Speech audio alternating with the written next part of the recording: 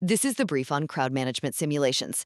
We're checking out a simulation video showing how different waiting lines, like at a bank or Starbucks, drastically change how fast people actually get served. So, what's the best way to handle the morning rush? Let's dive in. First, picture this single queue model, one main line feeding 3 separate service stations. When a register opens, the next person just steps right up, kind of like your classic airport security line. This setup is pretty steady, cranking through 51 customers an hour.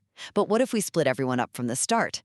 Second, let's switch gears to the multi-lane model, featuring 3 totally separate lanes. You pick a lane and you're locked in, no switching allowed. Think grocery store checkout.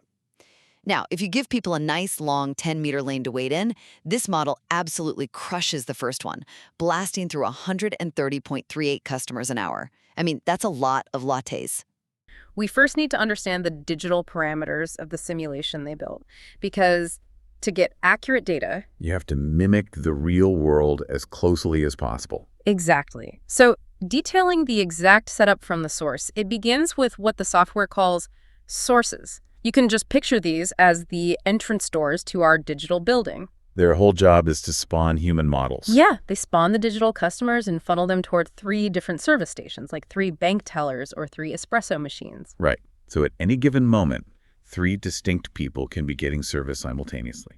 But the simulation doesn't just pump people through the front door in this unrealistic, steady stream because, the real world doesn't work like that. No, it has rushes and lulls, which is why the software uses shift calendars. It's a huge time variable.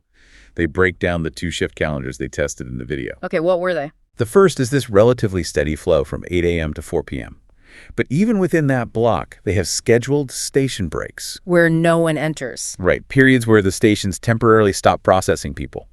Simulating tellers closing their windows for a break, or a shift change where production just halts for a minute. Oh, so it's building in those natural, real-world bottlenecks. Exactly. And then there's the second shift calendar, which is the high-intensity one.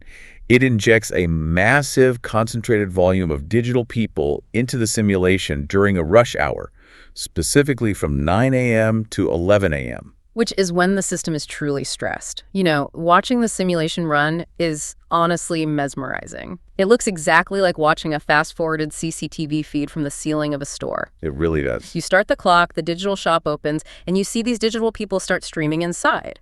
In this first setup, the single-lane baseline, they filter through the lobby and form one single serpentine line. Just like at an airport security checkpoint. Yes, or a post office. They wait in that single file for one of the 3 stations to open up. Once a station is empty, the person at the front moves forward, completes their service, and then they leave. And in the software, they exit into this area they call the train.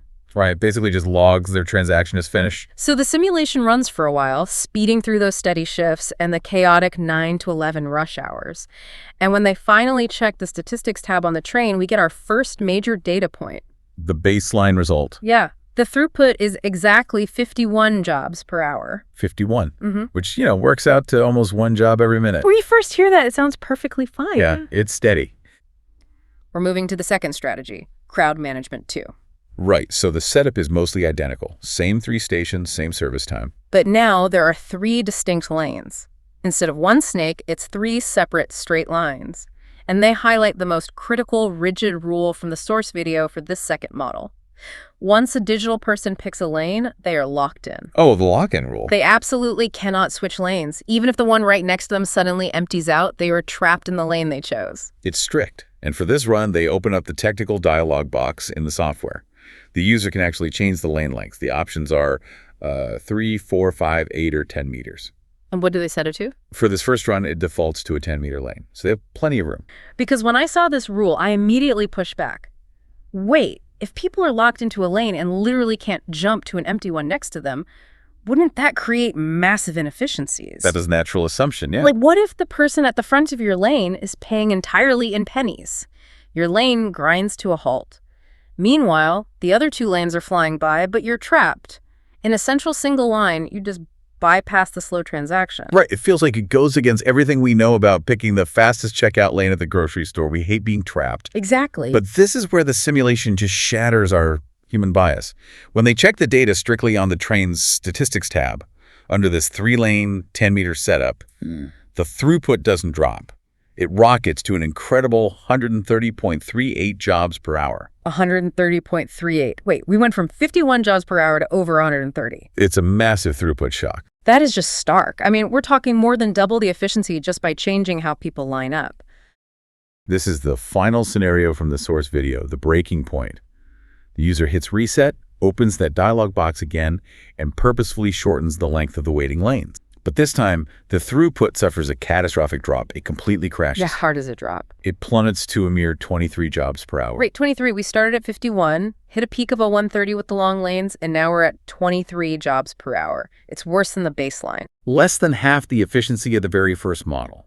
And what's fascinating here is the why that the simulation provides.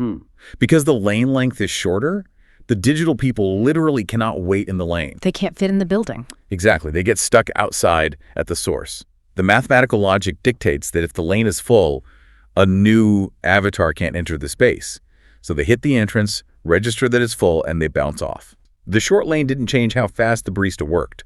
The service time was totally static. It just drove the customers away before they could even enter the system. The system basically starved itself.